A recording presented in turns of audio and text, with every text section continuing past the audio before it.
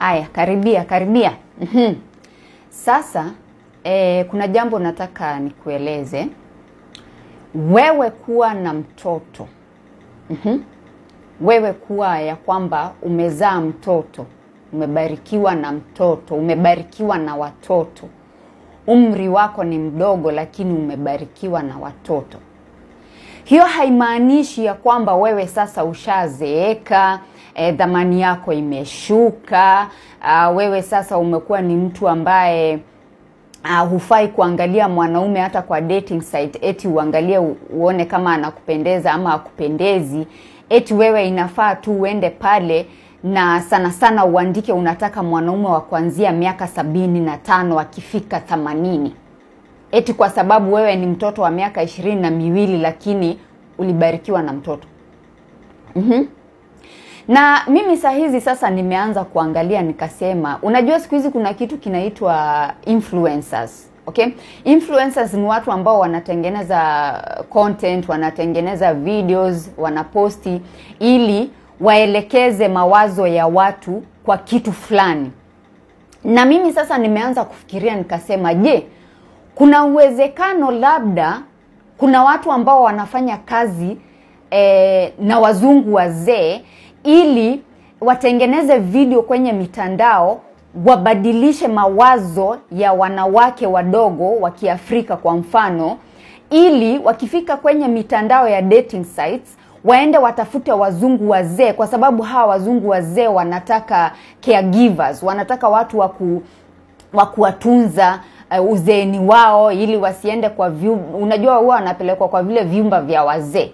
Labda sasa wakasema, tutakuwa tunapea mtu pesa kidogo, anaenda kama ni TikTok, anatengeneza video, anajaribu kuinfluence wasichana wadogo, kwanza wasichana ambao wanaweza kuwa labda wana watoto, umuonyeshe yeye dhamani yake imeshuka sana, inatakana akienda pale aseme anataka mwanaume wa kuanzia miaka 75, umuonyeshe mwanaume wa miaka 75 ndiye anaweza kuwa na pesa kwa sababu alilea watoto sijui na sasa pesa zake hana kazi ya kufanyia, kwa hivyo utengeneze video kama hizo, ujaribu kupendua mawazo ya hawa wasichana wadogo.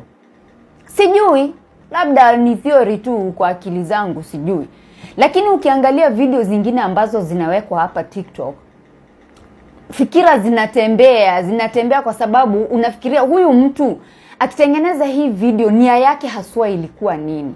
Nia yake ni nini? Kwa sababu yeye kama angekuwa na mtoto wa miaka 23 ama 22 ama 20, na jamani mtoto akafanikiwa kupata mtoto, akabarikiwa na mtoto, lakini kidogo mtoto alikuja mapema kabla hatujajitayarisha, lakini mtoto ashaingia. Sasa utahukumu huyo msichana umwambie sasa wewe ni bure kabisa, dhamani yako imeshuka, nenda kwa dating site ukatafuta wazungu wazee wakusaidia, hao ndio watakusaidia, vijana hawezi kukusaidia. Utamwambia mtoto wako hivyo wewe kama mzazi? Kupata mtoto hakumaanishi dhamani yako imeshuka. Haimaanishi uende pale uende ukatafute. Wacha nikwambie kitu moja dadangu. Wewe kama mtoto mdogo, mimi nakwambia hapa nikiwa mwanamke mzima na miaka yangu, wewe kudili na mtu mzee, mtu ambaye ametoka kwa mila na desturi tofauti na zako, mtu ambaye ametoka nchi nyingine, dadangu si rahisi. Dadangu si rahisi. Na hata kama utampata na tuseme kwa mfano aweze kukuhamishia nchi yake na kuhamishia na mtoto wako, ni sawa, maisha yako hayatakuwa rahisi vile unavyofikiria. Kwa sababu wewe kukuwa unatunza huyu mzee, hata ingekuwa afadhali tu ungetunza huo mtoto wako, kwa sababu kutunza mtu mzee si rahisi vile unavyofikiria. Hawa watu kwanza wanazeeka haraka sana, hata wanazeeka kushinda wanaume wetu wa Kiafrika. Mtu unakuta ameanza kupatwa na dementia na bado miaka hata haijasonga sana, lakini tayari dementia imeanza kumuingia. Magonjwa ya akili hazitembei vizuri. Nilisema hivyo kwa hiyo video yangu nyingine mkacheka. Akili zao hazitembei vizuri. Mnaenda na mtu kwa shopping mall, anasahau wewe ni bibi yake ama anasahau wewe ni girlfriend yake. Anaanza kupiga nduru eti unataka kumuibia. Polisi wanaitwa na uko ngambo. Na hizo story kwa kichwa yangu kuna msichana aliyapitia haya. Msichana mdogo. Hata jana tulikuwa kwa live bado tulikuwa na mwingine. Sasa hizi ni mama wa miaka 50, alienda ngambo akiwa miaka 22 na alituambia yale aliyopitia. tangu afike kule, alafu kaamua lazima aachane na huo mzee kwa sababu hangewezana naye. Mtoto wa miaka 22 utawezana aje na mzee wa miaka 65? Wake alikuwa miaka 65. Sasa mnaenda shopping mall, anasahau wewe ni bibi yake, anapiga nduru. Hawa wazungu nao wakiona wewe ni Mwafrika na mzungu mwenzao anakupigia nduru, walikuja wakavuruta huo msichana wakamweka kando, wakamwambia kaa pale kando kwanza tuhakikishe wewe ni nani na ni kwa nini huyu mzee anapiga nduru. Wakaita polisi. Basi polisi kuja, ndio sasa msichana akadhibitisha, jamani mimi ni mke wake, unajua huyu mzee ana shida kidogo ya dementia, saa zingine ananisahau, mimi ni mke wake jamani. Hayo ndio mnaendea.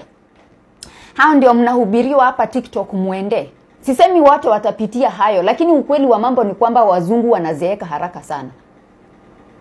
Wanazeeka haraka sana, akili zinapotea. Sasa haya ni maisha gani? Eti kwa sababu una mtoto. Mtoto ni baraka, si laana. Mtu asije hapa kukuleta hapa TikTok kuambia ati kwa sababu umezaa sasa wewe uende mzungu wa miaka 80. Unaendea mzungu wa miaka 80 muambiane na yeye. Wewe mtoto mdogo miaka 22. Hata 25. Hata 30. Mzungu wa miaka 75 surely. Hata kama mnasema nina machungu, Rozi, wewe mbona utaki watu wafanikiwe? Mimi nataka mfanikiwe. Na unajua ukiendea mtu ambaye kidogo miaka yake iko chini kidogo, bado yuafanya kazi, hana muda wa kushinda amekaa kwa nyumba na kufuata, pia utakuwa na uhuru wa kufanya mambo yako unayotaka. Sasa huyu mzee wa miaka 75 utashinda pale ukimfuata, ni kama mtoto mdogo, umtunze, umlishe, umpe madawa, umpime pressure, umpime sukari, umpime chumvi, umpime kila kitu. Wewe ni nurse, wewe ni caregiver, wewe ni cook, wewe ni cleaner, wewe ni every. Sasa yani mnatolewa Kenya, mnatakana mtolewe Kenya, sasa mnapelekwa utumwa mambo leo. Ni kama wale walienda Marekani ambao walitolewa na minyororo Afrika. Sasa wengine wamekuja hapa na ni Waafrika wenzenu, wanawahubiria eti muende mkajiweke mizigo ya kubeba wazungu wazee wa miaka 80. Hao ni maneno ya aina gani dada zangu jamini? Ni maneno ya aina gani hayo? Tafadhali msisikize huu ushauri. Mimi sijui ni kwa sababu gani watu wanatengeneza hizi video. Mimi sijui kama wamelipwa na wabeberu, sijui ni nini. Mimi sijui kwa sababu sielewi.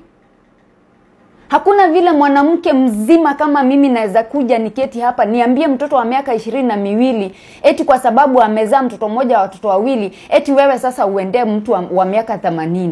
Mbona nifanye hivyo? Mbona nifanye hivyo? Watoto ni baraka, si laana. Ni vibaya sana. Mimi niliona hiyo video hata sikuamini. Ni vibaya sana kupea watu ushauri kama huo. Labda sijui, nimesema sijui sababu ya watu kuweka video kama hizo hapa TikTok.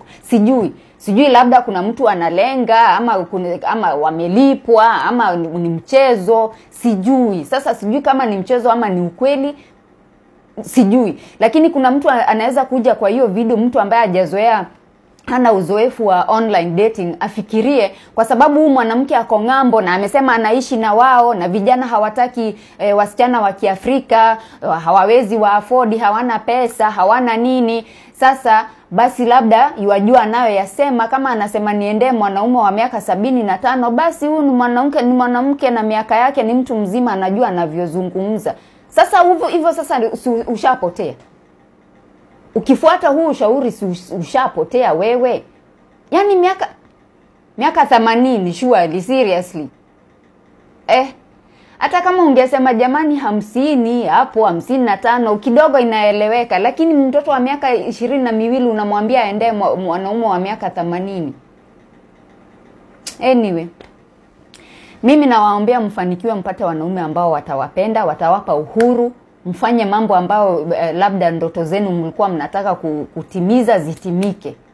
Lakini msijiwekee mizigo ya wazungu wazee, kubeba wazungu wazee. Huo ni utumwa mambo leo, ukoloni. Mnapelekwa ukoloni jamani.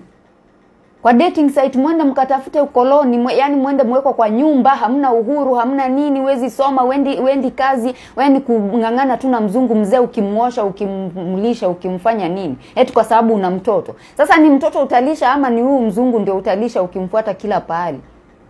Si vizuri. Si haki hata kidogo, si haki.